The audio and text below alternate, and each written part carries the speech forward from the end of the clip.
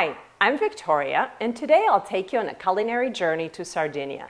Sardinia is a Mediterranean island north of Sicily and west of the Italian mainland. Today, Sardinia is part of Italy, but in the past it was invaded by many different people, including the Moors from North Africa and the Spaniards. All of these invasions left a mark on Sardinian culture and food. So today's Sardinian food is a very interesting combination of a variety of ingredients from different culinary traditions. And these ingredients give rise to some fascinating dishes. The dish we'll prepare today is a Sardinian paella. As you probably know, paella is a traditional Spanish dish, but the Spaniards ruled Sardinia for about 400 years. And so, especially the western part of the island bears many influences from Spanish cuisine.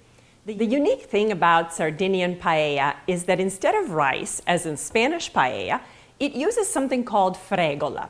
Fregola is Sardinian pasta. It's unique to the island of Sardinia, and it's toasted pasta. It looks a little bit like couscous, but it's a little bigger. It's toasted pasta, so it has a very unique flavor and texture. So here's what fregola looks like. It's these small pellets of pasta that have been toasted. So as you'll see, there are a variety of colors in this 2 cups of fregola because some are more toasted than others. Now, fregola comes in different sizes. This one over here is small fregola. We also have medium-sized fregola, which is much larger. For the paella today, we'll use the smaller size because we want to approximate the texture of rice. Usually when I make pasta, Sardinian pasta dishes, I use the bigger fregola. So we'll put that aside for now and we'll focus on the small one. So fregola is the star of Sardinian paella, but these are the supporting actors. We have some vegetables here. We have some yellow onion, green bell pepper, red bell pepper, and some tomatoes. I also have some peas here that I'll add at the very last minute, and the peas will give the dish a freshness and also that vibrant green color. The rest of the supporting cast for the paella is, of course, the seafood, and here we have a variety of seafood today. We have some deveined shrimp, we have some fish fillets. In our case, it's flounder, but you could also use cod. We have some mussels and clams.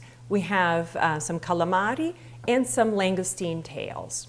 All of these ingredients will give paella that seafood flavor that will make us think of the island of Sardinia and feel like we're sitting right next to the Mediterranean.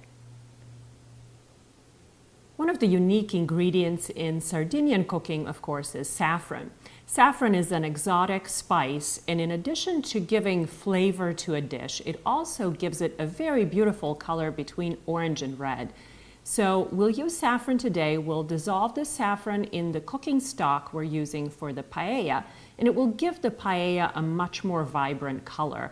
And we'll also have that exotic flavor of saffron that will make us feel like we're sitting right next to the Mediterranean on the island of Sardinia.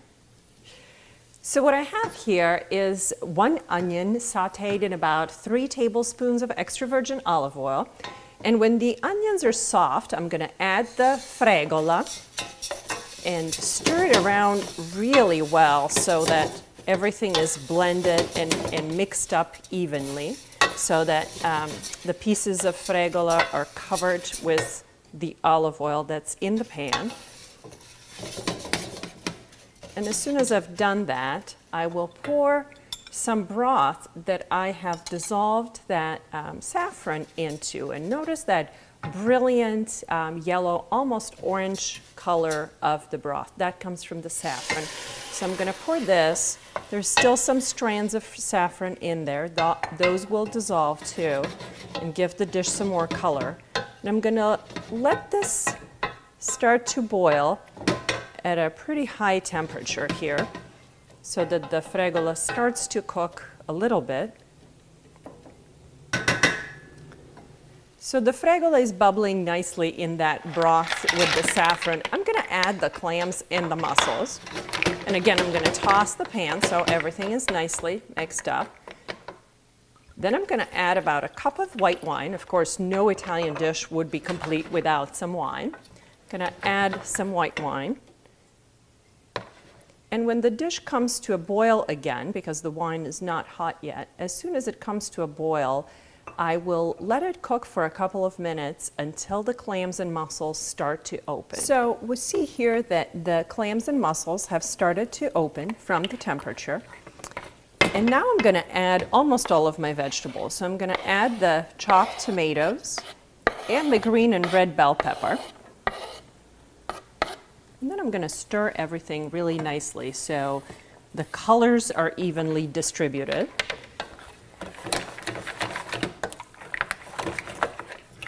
Look at that beautiful color already.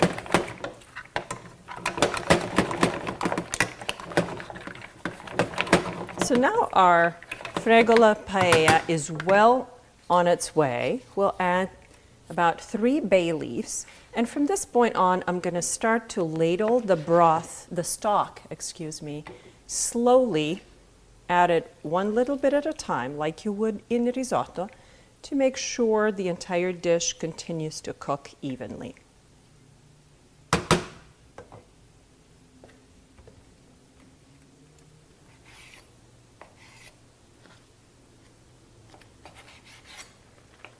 So my paella has been bubbling nicely for about 7-8 minutes. I'm going to add the rest of the seafood, and from that point on, we probably have another 7 or 8 minutes before it's completely done. So I'm going to add the langoustine tails,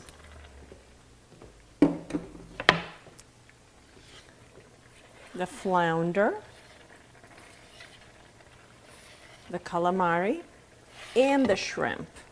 And once I've added everything, again, I'm going to toss everything around so every piece of seafood gets a chance to cook evenly.